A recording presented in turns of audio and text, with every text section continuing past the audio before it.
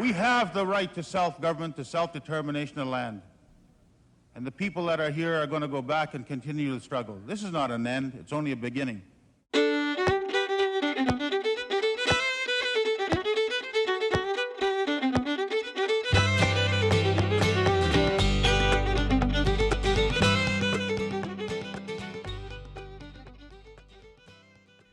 So, welcome to The True Canadians, the podcast. Based on the book by the same name, I'm your host, David Wylynko, co-author, along with the brilliantly talented Patricia Russell. And we're honored to be here today with Audrey Poitras, who recently retired from her position as president of the Métis Nation of Alberta, and Andrea Sandmaier, who is the current president of the MNA. Welcome. Thank you. So, Audrey, this book was your brainchild, and the intention of it was to commemorate 40 years since the Métis were recognized in the Constitution Act. We have this picture on page 14 of the former Prime Minister Pierre Trudeau signing the Constitution Act with the Queen, just a couple of blocks from where we are now, here at the Métis National Council office. What was the significance of that? Why did you feel it was important to take note of the fact that it was 40 years since the Métis were recognized in the Constitution? So, David, I think it was a really important milestone in history when the Constitution was amended to include the Métis. That was a key piece.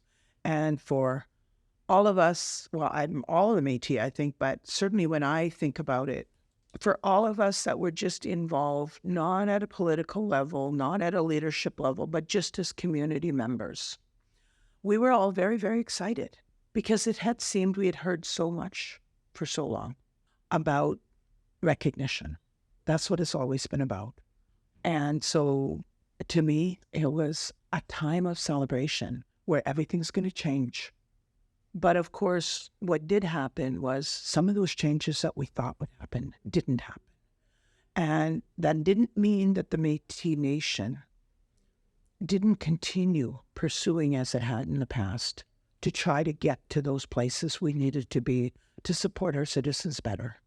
And the whole idea of the book was to talk very clearly about that important decision and what it did and what it didn't do, but also what the Métis Nation did since 82.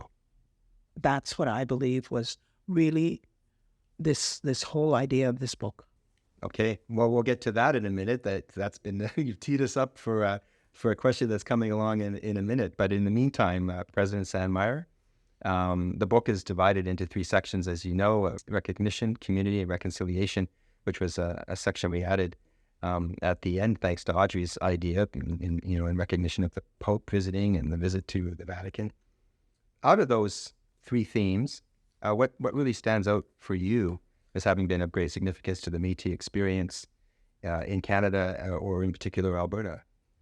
Well, I think that throughout the entire book, it just shows how resilient and proud Métis people are, how proud we are of our culture, of our language, of our history. And, we continually have been let down by other governments, but we keep going. We're resilient people. Sometimes I think it's sad that we have to be as resilient as we are because we keep having disappointment from other people, from other governments, and not for lack of us pushing and doing the work that we need to do. We just keep going. We want to see progress on our self-government, on self-determination, on C-53. It's important. It's important for our ancestors, for the elders that we have left. We have elders like Angie Crerar who have been waiting her entire life for this to happen. Someday, that's what she says all the time. Talking about Bill C-53, yeah, the legislation before federal parliament. That's right. And what she said when she was in front of the I-9 committee and talking about her dad saying that to her, someday. And someday is now. We need to pass C-53. What would be the significance of that? I mean, clearly there'd be a significant symbolic significance, but there's also a very real one as well that is of great importance to the Métis. What would that be?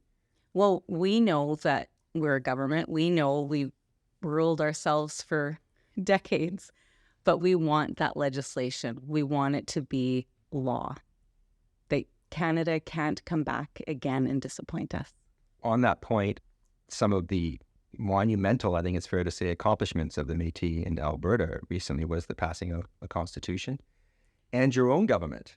So tell us a little bit about, first of all, what it's called, so we can get that clear, and what it's what it's going to do, what's going to change, basically. So last November, we ratified our constitution with 97% in favor. So a clear mandate from the citizens, Métis citizens within Alberta.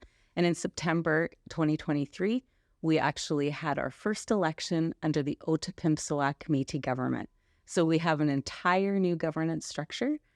We have 25 people that sit on our Citizens Council, which include 22 citizens reps from 22 districts across Alberta, a women's representative, a youth representative, and myself.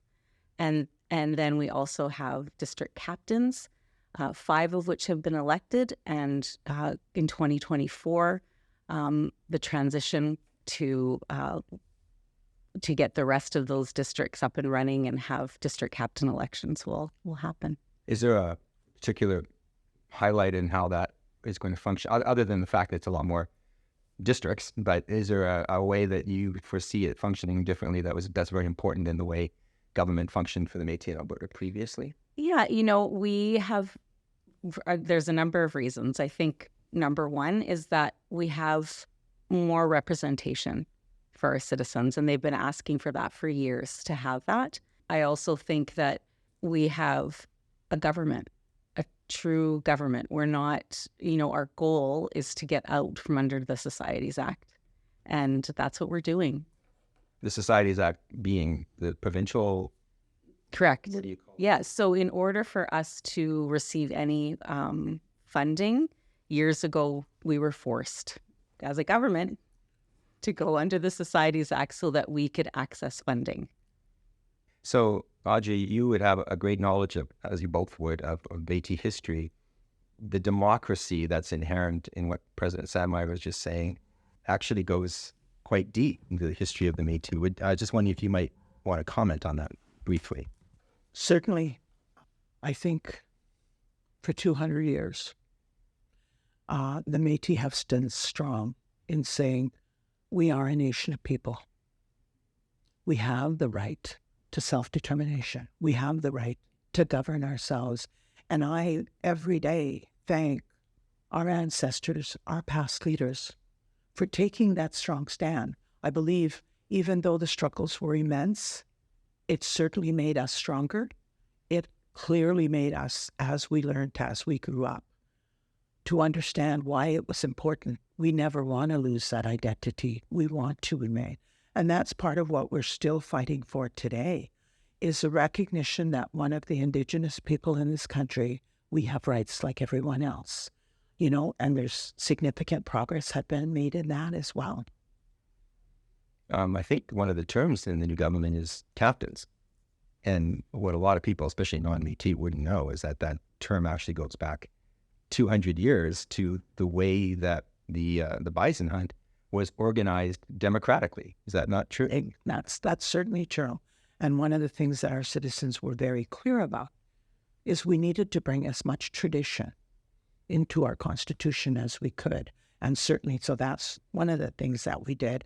We also called what we used to be called, and within other governments, portfolio holders or ministers, we call our secretaries, because that's tradition as well. In the Louis Riel government, they were secretaries of records, secretaries of treasury.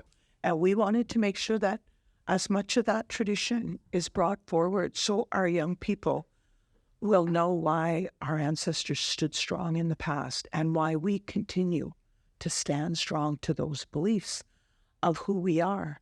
Because as Métis people, we're extremely proud of both parts of our heritage, our Indigenous side and our European side. We stand strong with that still today, and that's what we continue to pursue, whether it's fighting in the courts or negotiating with governments or whatever we do. That's who we are.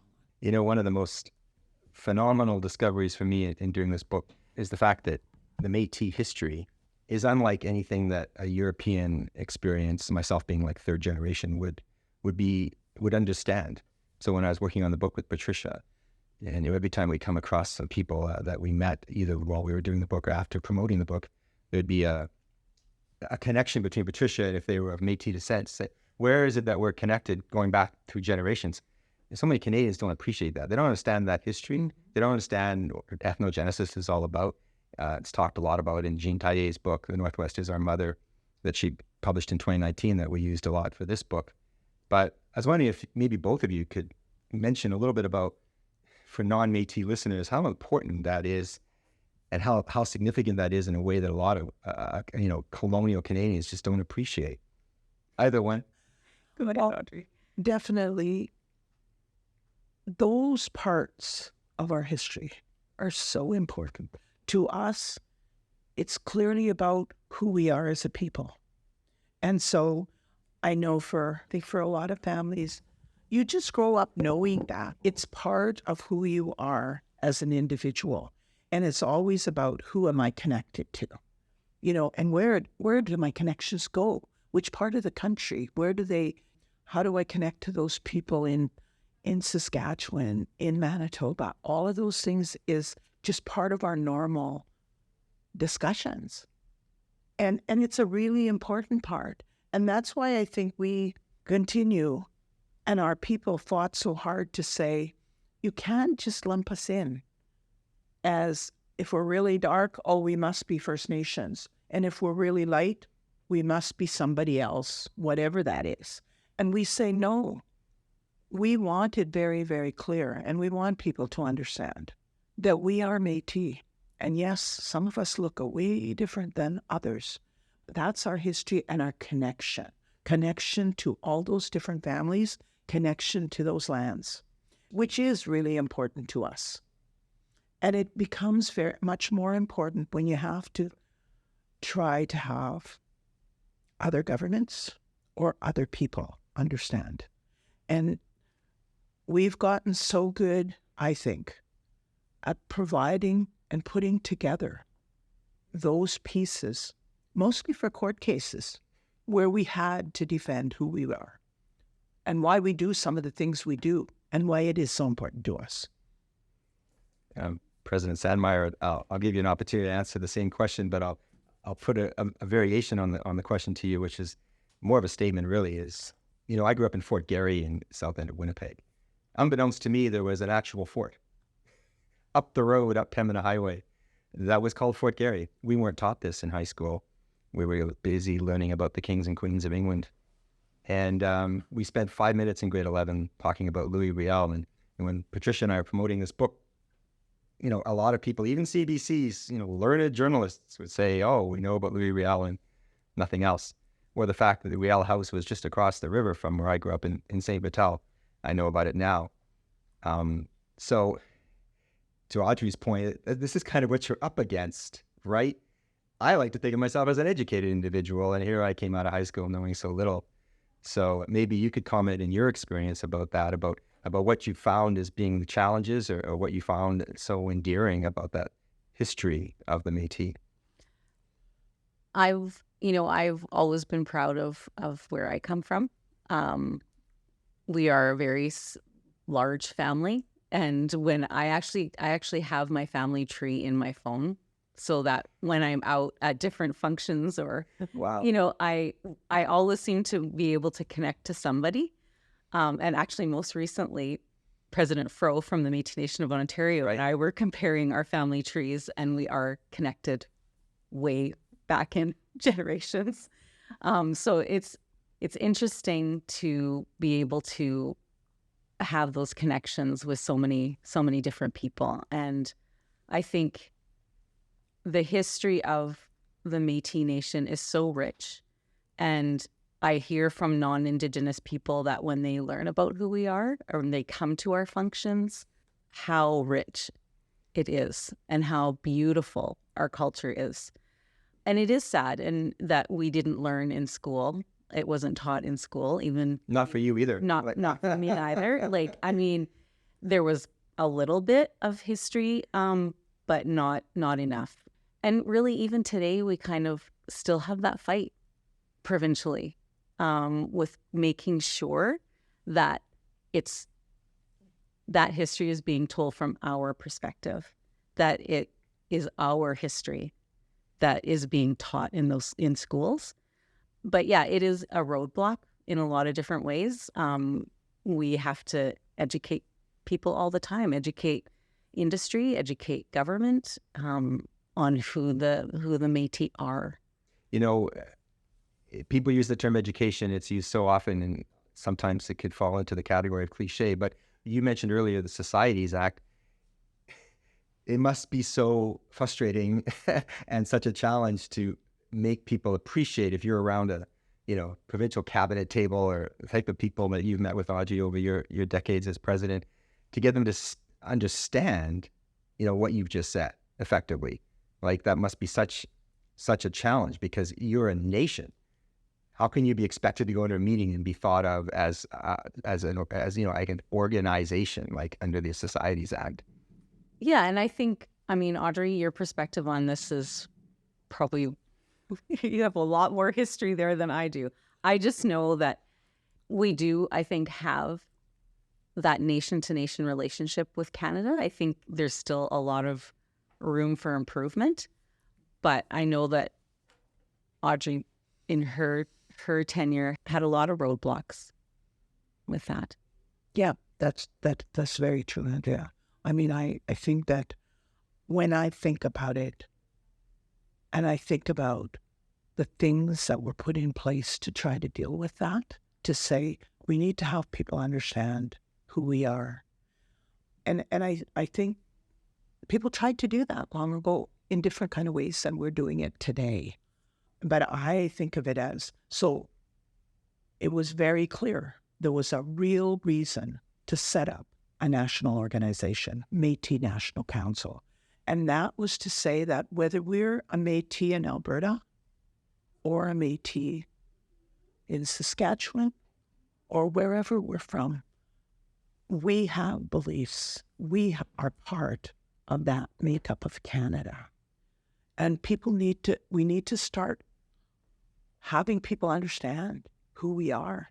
And it has not been an easy role, but I think Métis National Council was set up to promote the rights of all of us as Métis, that we would be stronger together as the Métis from the Métis homeland within Canada.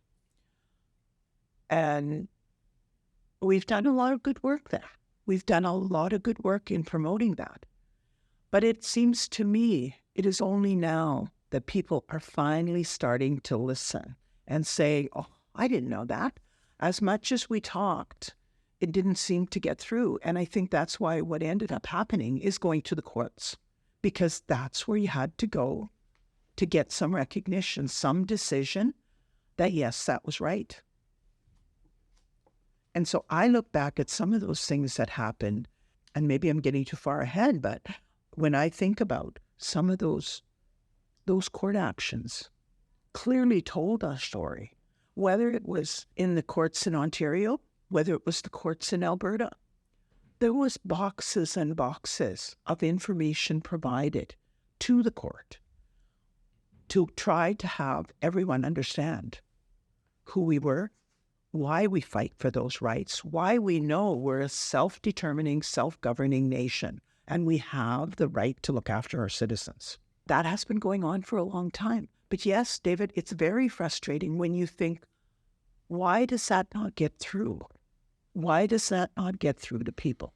And that's clearly what this book was meant to do, is to say, 40 years ago, when I, as a young person, believed that everything was going to change, because now the recognition is there, because that's what I heard all my life. And to think that 40 years later, we are still where Andrea started some of this conversation. We are still having to repeat over and over and over again to a committee about why we have the right to have legislation today. Bill C-53. Bill C-53, which should have happened long ago. But we're still fighting to get that recognition today of Bill 53. So I just know that for me, it's been a lot of frustration, but there has been major accomplishments along the way because we never give up.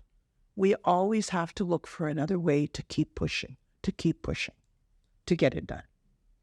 Do you find, President Sandmaier, that the committee that's reviewing Bill C-53, do they need to be educated more about who the Métis are, dare I ask, or is it more a matter of what it is?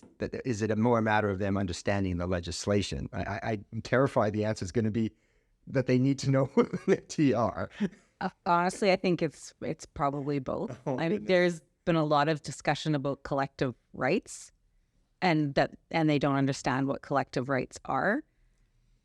Students are learning about collective rights now in social studies in, I believe, grade 9 or 10, because a few years ago I was actually asked to come to a school and talk about collective rights. So, yeah, I mean, pick up a textbook. If you have a grade 9 student, grade 10 student, pick up a textbook and learn about what collective rights are. So, yeah, I think it's both. It's understanding the legislation, reading it completely, and knowing who the Métis people are. My high school book was called Challenge and Survival. It was written by 3 Winnipeg high school teachers. There's 2 pages, in 400 pages, there's 2 pages about the Métis, mostly about Louis Riel's confrontations with Johnny and MacDonald. That's it.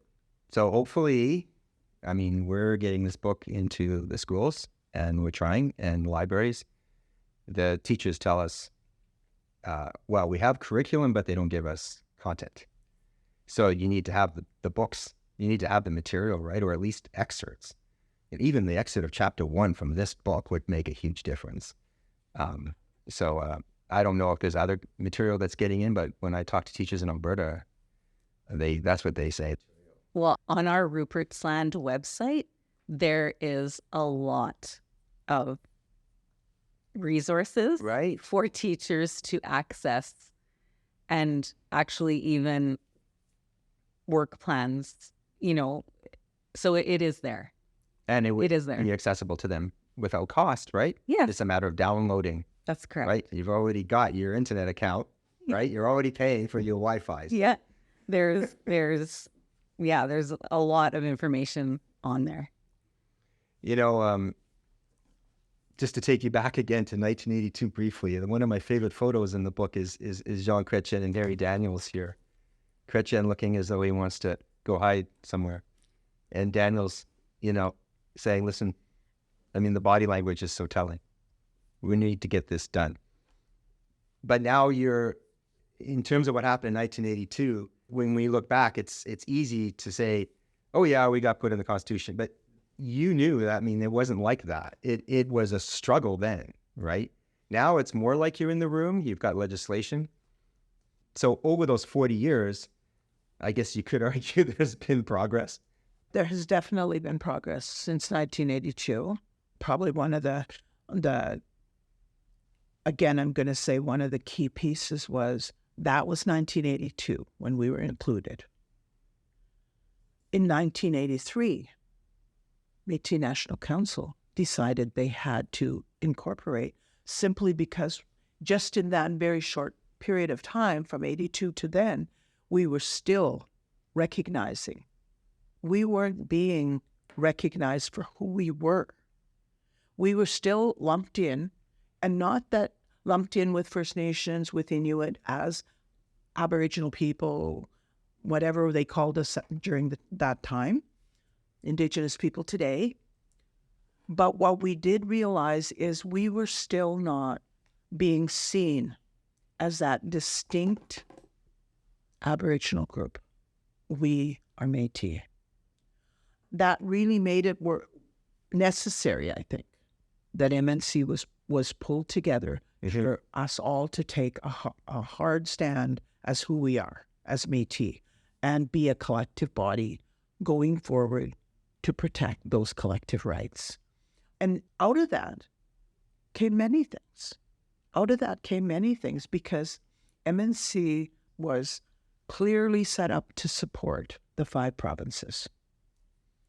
Sometimes it was on something that we all were in with. Sometimes it was one province, such as Ontario, taking forward the first hunting rights case, the Powley case. And it was really, really important that all of us under Métis National Council supported that case to go to court. And it was amazing because when the decision was finally made, it was very clear we had those rights. There's nowhere further to go. The highest court in the land has said, yes, you have those rights. And that was very beneficial to us in a lot of things, not just, we went back to Alberta, signed a harvesting agreement with the government of Alberta to ensure that our people would quit getting charged for hunting. But in addition to that, there was resources that we were able to negotiate to be attached to better identify our Métis citizens.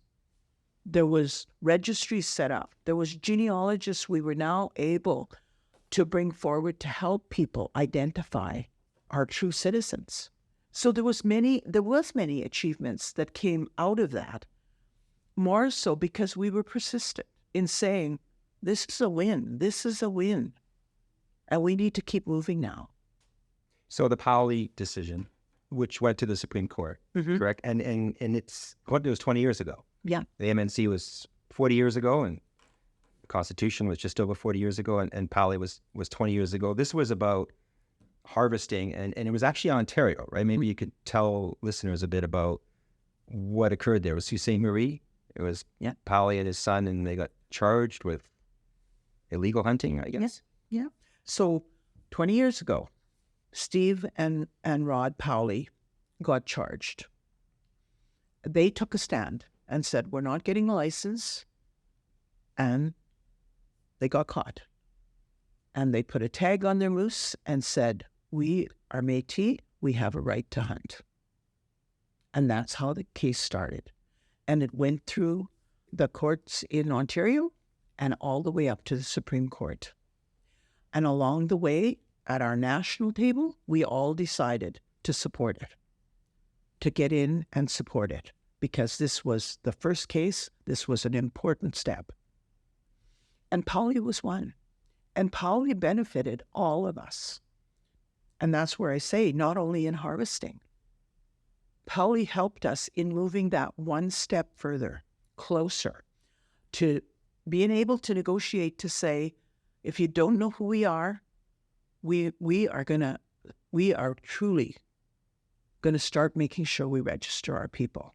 And Canada agreed. And together, we worked on setting up systems to identify, to make sure that the genealogy was connected, everything was connected to make sure that our citizens were rights holders as Métis people.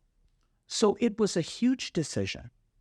There's been other decisions since that, but it has truly helped all 5 provinces in continuing to move those steps forward. You mentioned there's been other decisions since then, because you saw me looking at this picture of Jason Madden and yourself, among others, reviewing the Daniels decision in 2016, so much more recent. Maybe you could talk a minute about the significance of that. Was that another step forward in these struggles that had to occur in the courts and elsewhere? You know, the Daniels case was really significant for all of us again. The Daniels case was not just about a hunting case. The Daniels case was about rights. Rights as Métis people. For always, that I know of, people would talk about Section 9124 and what does it mean? Is it only about, and I'm saying Indians because that's what's in the Constitution, not First Nations. In the Constitution, the 3 Aboriginal people are Indians, Inuit, and Métis. So that's why I'm using that language, because that's what was used in the legal concept of it. And so there was always the argument about who and which government had fiduciary responsibility for the Métis. Mm-hmm. Was it like the Indians federally? Where did we fit? And that became a huge, I guess, discussion, fight. And that's really what Daniels was about, was saying in the Constitution, Indians meant not only Indians, but Métis. Mm-hmm. And that's how the decision was won, was based on that lots of information being put into the courts. And that was an extremely important day for many people. Part of the reason was the very person who took that case to court in the beginning was Harry Daniels. And Harry Daniels was the person that fought so hard to get Métis into the Constitution to begin with. Right. And now this next big leap was to get a decision on Section 9124. And so, of course, it was called the Daniels case. Sad to say, Harry Daniels had passed on before the decision was made, but it was still to all of us. It was the work of Harry Daniels that got us there and got us to that next step where no longer can the federal government say, oh, I think you're provincial responsibility. And the provincial government say, no, I think you're federal responsibility. It was clearly decided in the courtroom. And so it was huge. It was huge for us. And I would say from that decision, for the next 6 to 7 years, we have moved forward with great steps compared to before. President Sandmaier, we've been talking about Harry Daniels and there's other, Métis leaders historically who are well known, like Gabriel Dumont and, of course, Louis Riel, Cuthbert Grant. But women have played a huge role in the Métis historically, all the way going back 200 years, the Buffalo Hunt. More recently, I'm sitting with a woman who is the current president of the Métis Nation of Alberta and with a woman who retired a few months ago after many years in the same job. President of the Métis Nation of Ontario is a female and recently elected under the age of 30, I believe. Cassidy Caron is the president of the Métis National Council, where we are today. I thought it would be remiss sitting here with the two of you, especially to not touch on the significance of the role women have played all through the history of the Métis, and I don't know if it's fair to say increasingly so, or if it's if it's become commonplace for you. But did it occur to you when you were running "I'm a Woman"? Nikki Haley is trying to unseat, Trump for the nomination for the Republicans in the United States. And someone asked her yesterday, well, you're a woman. And she said, is that a question? I know I'm a woman. It's news that Nikki Haley has not addressed gender in this race so far against all these men who she calls fellas in all their debates. So I'm very curious. I think our readers would love to know what your feeling is about that. Well, I think, in history, I think women have always played a really important role. Way back in 1885 at Batoche, they played an important role. I think it took a long time for things to change, for women to get that seat at the table. And I think I'm sitting across from the person that did that for all of us. I think Audrey has broke that glass ceiling for women to be in leadership within the Métis Nation. And I know that all of us would say that about Audrey. And Audrey was also interim president of Métis National Council as well. So she, was leader there too, amongst a whole bunch of men, and had to sit at the table for many years on her own with all those men, and did amazing things. Never stood down, which is, what all of us aspire to do as well. And Cassidy, President Caron is an amazing human being. She is. And she has been involved in Métis politics for a very long time, since she was very young. And she inspires people. She has done incredible work for Bill C-53. Just this week, she she did a lot of work for us in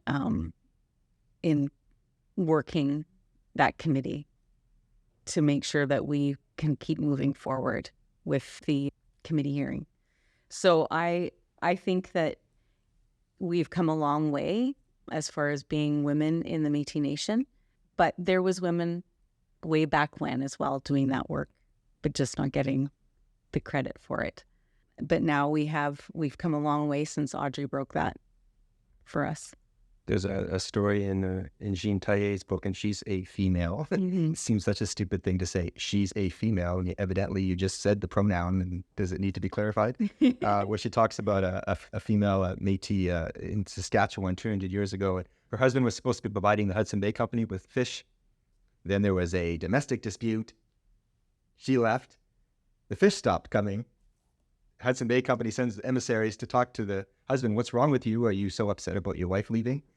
You can't fish. It turns out she was the one doing all the fishing. They had to go find her, beg her to come back. Yeah. Because the Hudson Bay Company couldn't survive without the Métis providing fish. So we'll finish asking you a question. We won't let you get away without talking a bit about your legacy. But just before that, just to go back to this committee, which I believe resumes in January, so just not too long from now. What is your prognosis? It seems like this is a stumbling block. I don't know the legalities of legislation as well as others, but do you feel positive? Do you feel optimistic? Do you feel like you're waking up in the middle of the night going, why don't these people do what I want? Or Well, I have to be honest. I mean, it has been a very frustrating process. When you look back on the over 24 pieces of Indigenous self-government legislation that has passed, and passed swiftly through the House and through the Senate. And we have had a few stumbling blocks along the way. I am hopeful, positive that it will pass. C-53 will pass. It is time for Canada to set things straight. When we talk about reconciliation, even in the book, reconciliation is about reconciling with Indigenous people across this country. It's not up to us to do that. It's up to government and non-Indigenous people to do that. We need to get this done. It's time to set things straight. Thank you. That's well said. So as I promised, last word to you, Audrey. 27 years. You had a retirement party that I had the pleasure to be able to join you at in Edmonton, and a emissary from, I forget if it was BC or Manitoba, went up on the stage and he said, you always knew when Audrey was going to talk because she wasn't talking most of the time, and then at the end you could see her body language. Usually the first word would be no. Now let's start the meeting. So I don't know if that's too much flattery or if that's an accurate description, but what do you take away from those 27 years? And clearly that's what that individual took away from all the time that he had spent with you in fighting the good fight. 27 years. I think I saw a lot in 27 years. And I believe that I truly wanted, and I hope I accomplished it, of standing strong to what I believed was the whole intent of defending the Métis Nation, defending who we are as people, why we have this unique, great identity that we don't want anybody to ever forget about. That's what I've always believed. And that's what I tried to carry forward in everything we did.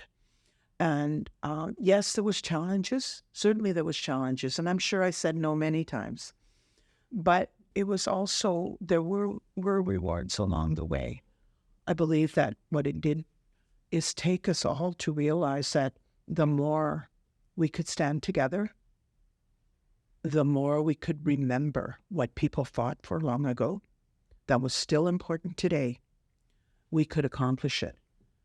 And that's, I guess, where I'm still at today, finding it very, very hard to believe that we have done all those things along the way finally convincing governments, the federal government, to sign MOUs with us, and then a framework agreement with us, then self-government agreements with us, and then to still have this stall, this long process in order to get legislation that was tabled in June, and now here it is in January. And we're still waiting for C-53 to go back to government to be passed. That is very challenging to me and very hurtful in a lot of ways, that governments somehow can't seem to recognize the value of doing what's right, is what it seems to me at times. It's just about, how could you ever deny, after those court cases, after all the negotiations, after all of those things, sit there and decide that you needed more information in order to move forward? That's the frustrating part. But I believe we all learn as we go. And we continue to learn that sometimes we just need to keep putting more out there. And I'm sure our new Otipemisiwak government in Alberta will never quit pushing for what is right, for getting C-53 through, so that we can also sign a treaty with Canada, so that all of our children, our grandchildren, our great-grandchildren will no longer be sitting here arguing those same things in courts or at tables.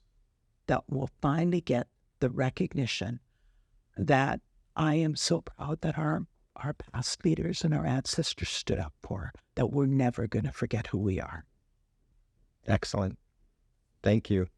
We've been speaking with the long-time but recently retired president of the Métis Nation of Alberta, Audrey Poitras, and her successor, Andrea Sandmaier.